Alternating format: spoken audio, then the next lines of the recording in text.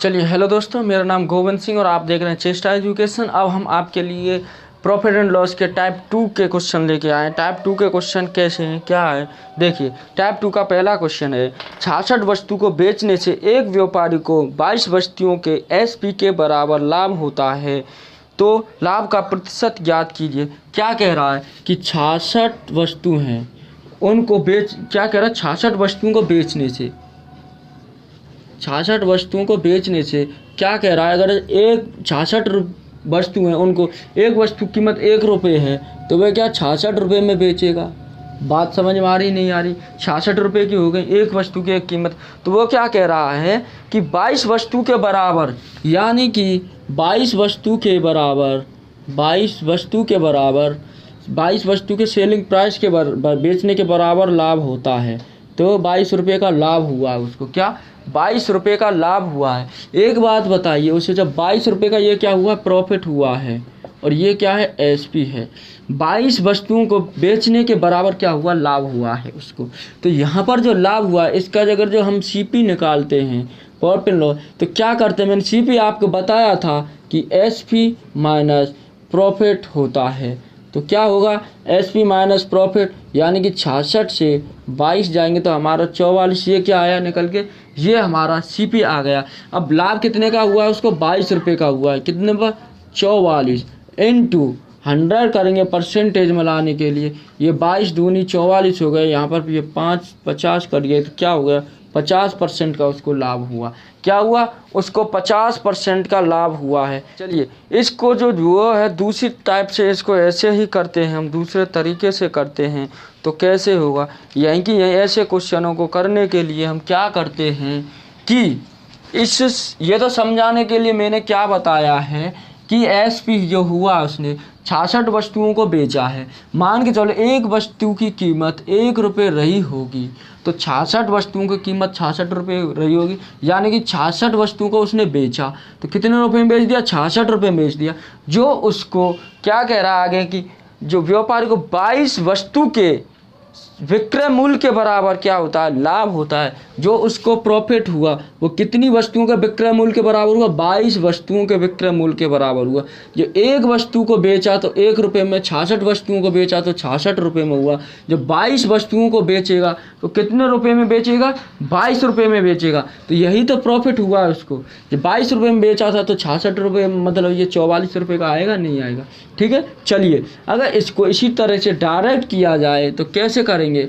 क्या कह रहा है कि 66 वस्तुओं के विक्रय मूल्य, 66 वस्तुओं को बेचने से एक व्यापारी को 22 वस्तु के विक्रय मूल्य के बराबर लाभ होता है। तो 66 वस्तुओं को लाभ कितना हो रहा है, 22 वस्तुओं के विक्रय मूल्य के बराबर। जब विक्रय मूल्य हो, यानी कि सेलिंग प्राइस से सेलिंग प्राइस में हो, तो उन दोनों का क्या ले लेते हैं हम, अंतर लेते हैं। वही अंतर क्या होता है, हमारा सीपी होता है। ये बात ध्यान रखिए। तो अंतर दोनों का कितना आएगा, 44 आएगा, इनटू क्या कर दें, 100 कर दें। डायरेक्ट ये रामबाण इलाज है इसका। ये 2 से जाएगा, ये 50 बार कटेगा, ये कितना आ जाएगा, 50% हो जाएगा।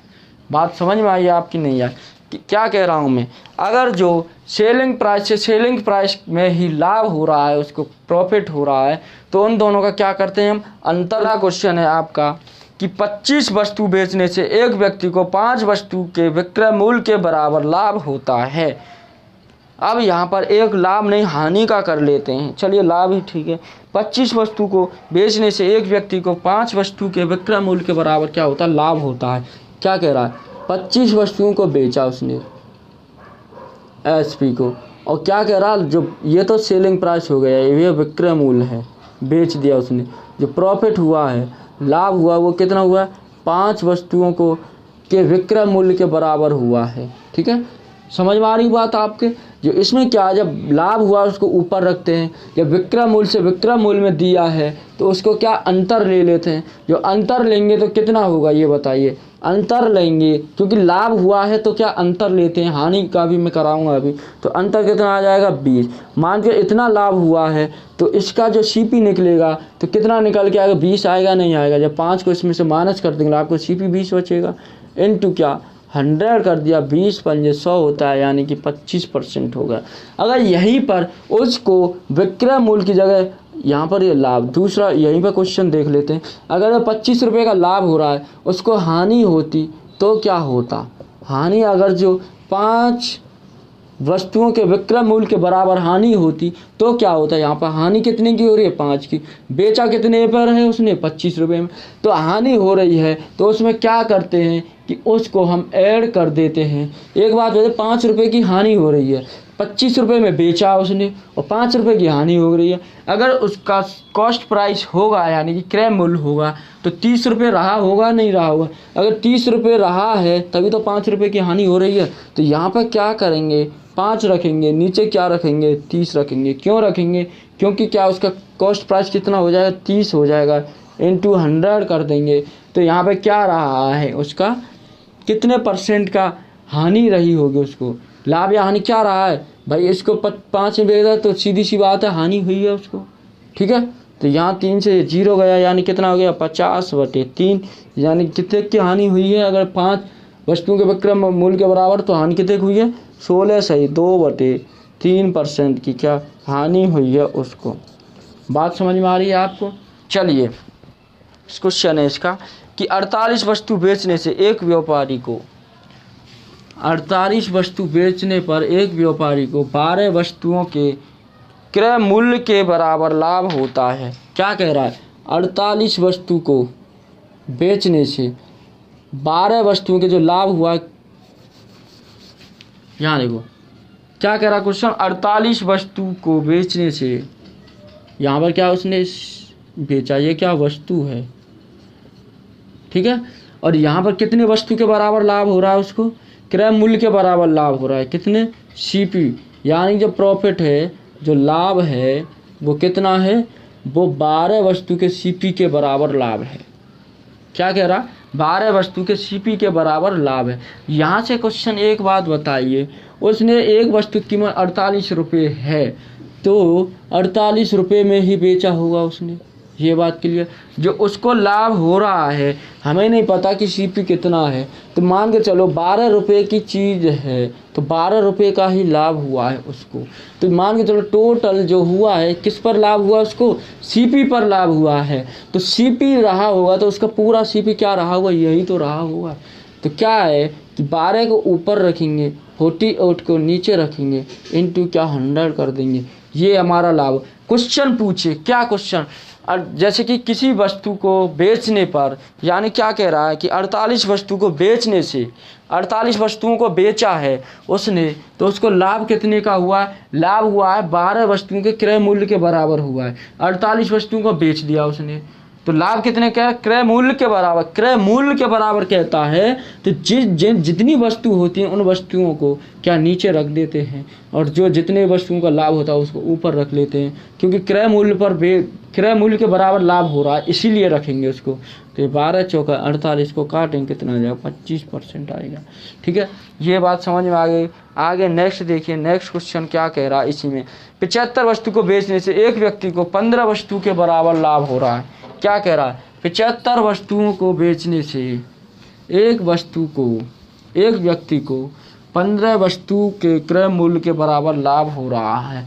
75 वस्तु बेची उसने, लाभ कितने का आ रहा? 15 वस्तु के CP के बराबर। यह क्या हमारा SP हो गया, ठीक है। जब ये होता है जितना लाभ, अगर क्रय मूल्य के बराबर लाभ हो रहा है, अगर विक्रय मूल्य से विक्रय मूल्य के बराबर लाभ होता है तो जहाँ लाभ होता है वहाँ पर क्या करते हैं, जहाँ लाभ होगा वहाँ पर उसको मतलब अंतर ले लेते हैं। अगर हानि होती है तो उसमें SP में ऐड कर देते हैं। यहाँ पर क्या होता है, यहाँ पर क्या करेंगे हम, जितने का लाभ होता है वो ऊपर रहता है और क्रय मूल्य के बराबर अगर लाभ हो रहा है तो जो SP होगा उसको क्या है, उसको नीचे रखते हैं। वही हमारा क्या CP होता है। अगर क्रय मूल्य के बराबर कह रहा है तो 15 वस्तु के क्रय मूल्य के बराबर लाभ हुआ है तो टोटल कितना वस्तु है हमारे पास? 75 हैं।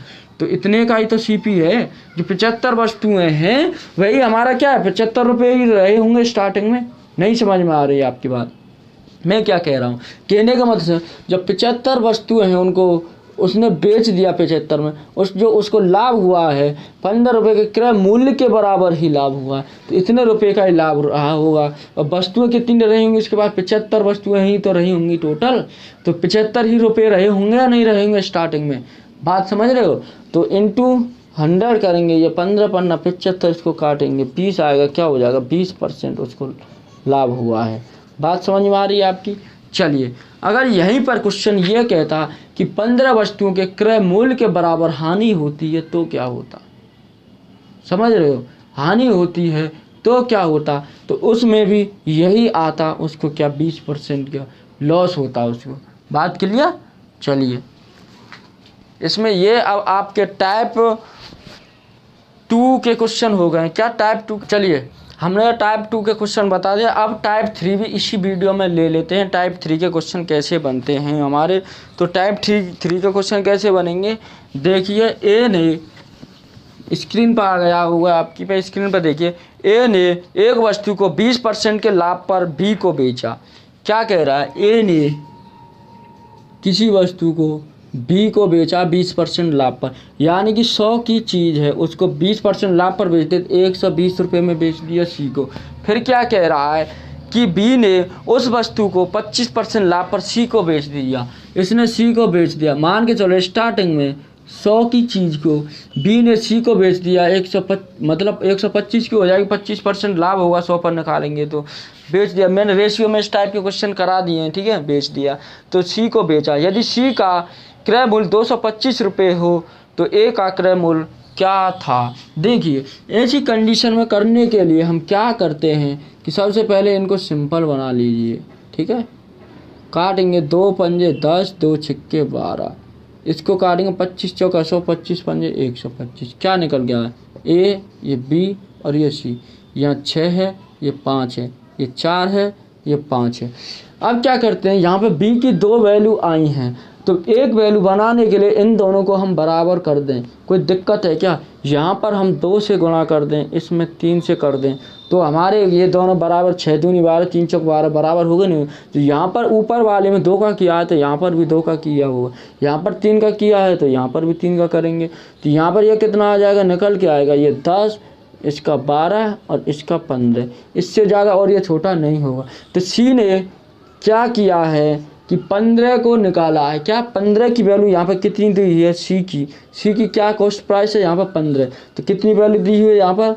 225 दिया हुआ है। अब हमको पूछा किसका है? ए का पूछा है। जब ए का 10 पूछा, 15 बराबर इतना है 225 इंटू 10 बराबर होगा कितना? 15 को नीचे रखेंगे तो क्या कर देंगे? 5 या 15, 5 दूनी 10, 3 से काटें 3 सत्ते 21, 3 पंजे 15, कितना आ जाएगा? 150 रुपये आ जाएगा। बात क्लियर? चलिए, और यहाँ से ये इसको जो मैंने आपको बताया है कि इसको रेशियो में 20% को रेशियो में करेंगे, तो आप यहाँ पर देख सकते हैं कि 20% को हम क्या कर सकते हैं? 1/5 लिख सकते हैं, और ये जो 25% है, इस 25% को 1/4 लिख सकते हैं। क्यों? अब यहाँ पर क्या कह रहा है? ए ने बी को बेचा है कि कितने? 20% लाभ पर बेचा है। तो 20% लाभ पर बेचा है तो यहाँ पर लाभ इसको कितना हुआ है?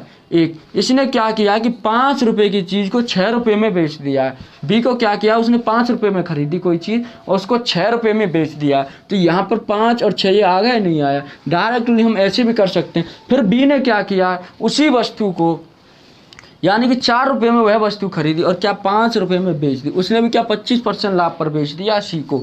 तो यहाँ पर 4 और 5 है, इन दोनों को बराबर के वही रेशियो बन के आ गया है।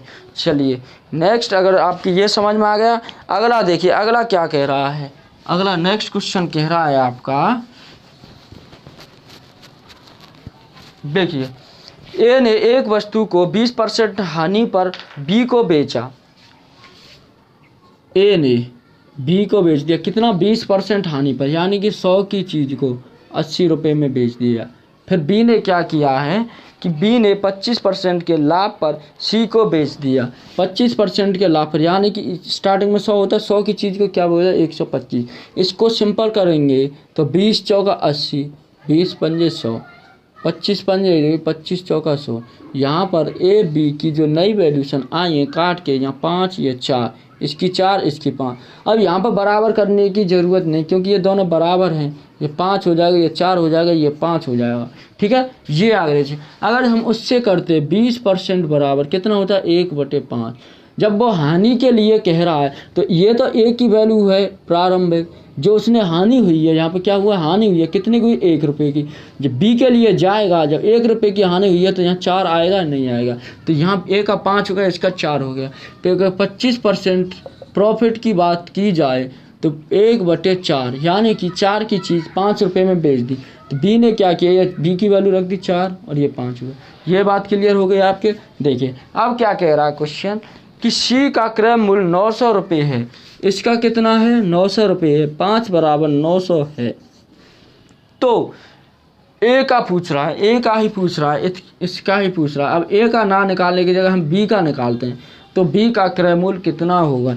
एक बात बताइए, 5 की वैल्यू इतनी है तो 4 1 की वैल्यू कितनी हो जाएगी, 1 की वैल्यू निकालेंगे 5 एकम 5, 5 अट्ठे 40 यानी 180, और 4 की वैल्यू कितनी हो जाएगी, फिर 4 की हो जाएगी 180 गुणा 4 यानी कि 0, 4 अट्ठे 32, 4 एकम 4 और 3 7, 18 चौक 72 यानी कि 720 रुपये हो जाएगी। बात समझ में आ रही है आपके? नहीं। चलिए नेक्स्ट क्वेश्चन और देख लीजिए, इसमें क्या कैसे क्वेश्चन बनता है। नेक्स्ट क्वेश्चन कह रहा है ए ने एक वस्तु को 20% हानि पर बी को बेचा, बी ने इसे ए ने, देखिए क्वेश्चन देखिए, नेक्स्ट क्वेश्चन देखिए, नेक्स्ट क्या कह रहा है, ए ने एक वस्तु को 20% हानि पर बी को बेचा। ए ने बेच दिया भाई मेरे यहाँ, ए ने बी को बेच दिया 20% हानि पर, 100 की चीज़ को 80 रुपये में बेच दिया। फिर क्या किया कि बी ने 25% हानि पर सी को बेच दिया। सी को बेच दिया कितनी 25% हानि पर, यानी कि 100 की चीज़ को 75 रुपये में बेच दिया उसने। तो यहाँ पर इसको करेंगे, सॉल्व करेंगे, 20 चौका 80, 20 पंजे 100, 25 तिया 75, 25 चौका 100, यानी कि नई वैल्यूशन निकालते हैं हम ए बी और सी। यहाँ पर 5 आ गया, इसकी 4 आ गया, इसकी 3 आ गया, ये 4 और ये 3 अगर करेंगे तो ये 5, इन दोनों को बी की 2 वैल्यू आई हैं 4 4, लेकिन ये जब पहले से ही बराबर है नहीं करेंगे, नहीं होती तो इनको बराबर कर लेते। ठीक है, तो 4 आएगा, ये 3।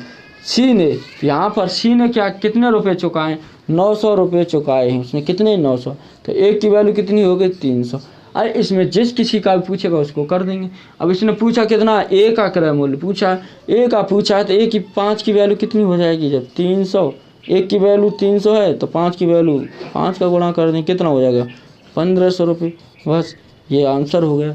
ठीक है, चलिए इसी टाइप के ऐसे ही क्वेश्चन बनते हैं, आगे हम लेके आएंगे आपके पास। हमने टाइप 1, टाइप 2 और टाइप 3 प्रकार के करा दिए हैं। अब टाइप 4 प्रकार के जो क्वेश्चन होंगे, टाइप 5 के जो होंगे, हम उन क्वेश्चनों को नेक्स्ट वीडियो में लेके आएंगे। आज के लिए इतना ही।